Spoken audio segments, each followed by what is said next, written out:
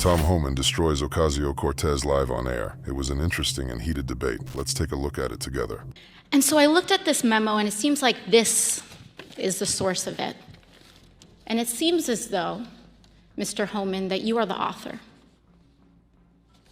It says here from yourself, Kevin McAleenan, and Francis Cisna. Is this correct? Did you sign the memo? I'd have to see what you... I'd be happy to provide it. And we'll provide it over, but I would like to note that here it says the official recommendation. There were 3 different options presented. The third included the option for family separation. This initiative would pursue prosecution of all amenable adults, including those presenting with a family unit. Mr. Homan, your name is on this. Is this correct? Yes, I signed that memo. So you are the author of the family separation policy. I am not the author of this memo. You're not the author, but you signed the memo. Yes, a zero tolerance memo. So you provided the official recommendation to Secretary Nielsen on for the United States to pursue family separation.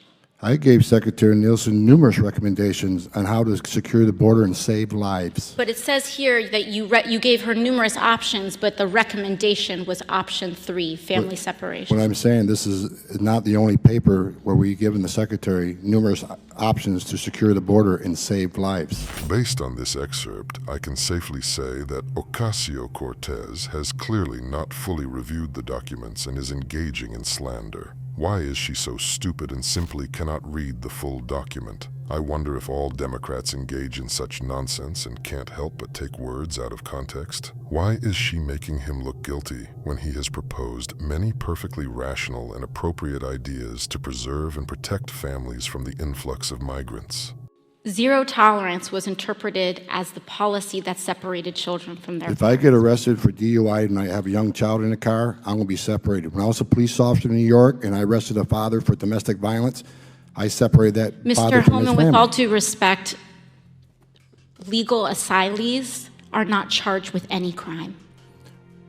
When you're into the country illegally, it's violation 8 United States Code 1325. Seeking asylum is legal. If you want to seek asylum, you go through the port of entry, do it the legal way. The Attorney General of the United States has made that clear. Okay. She confirms that the large number of migrants entering our country is not a problem. They should be given shelter and food. But what about our people who suffer from unemployment and lack of food? Of course, she didn't think about that, and neither did our president, who doesn't give a damn about what is happening here and now. After all, the most important thing for the leader of a country is to help other countries, not his own country, right? Is that the logic behind her thinking? Mr. Homan, the actions you took when you were director of ICE were entirely consistent with the law of the land, weren't they? Yes, when someone's prosecuted for a crime, the child can't go to jail with the parent. Yep. That happens to American families every day. Yeah, and if we, as you said, I think earlier, if we don't like the law, last time I checked, it's the folks sitting up here got to change it. Yeah. And you've offered, I think, no more than 4 times 3 changes to the law that would help the situation. Is that right? Yes, sir. Maybe make it a 5th time. Can you say it a 5th time for this group? Just, because, again, we're the ones that have to change the law. So give us that recommendation a 5th time, the 3 things that we got to do. If we would close the loopholes in the TVPRA, where children in Central America are treated the same as children in Mexico, if we would change the Flores settlement agreement so we can actually detain families in family setting long enough to see a judge and plead their case, if we can change the rules of asylum so it makes more sense so 90% of the people don't pass the first interview and a lot fewer pass in front of a judge, those 3 things would make a big difference on the border and decrease the illegal entry. Because those 3 things go to the heart of the matter. They go to the incentive. Is that right? They go to incentive along with the other things, such as talking about abolishing ICE, having no detention, free education, free medical care, citizenship for those who are here illegally. When you keep offering incentives for people to come, sanctuary cities, come to this country, you'll be protected from ICE.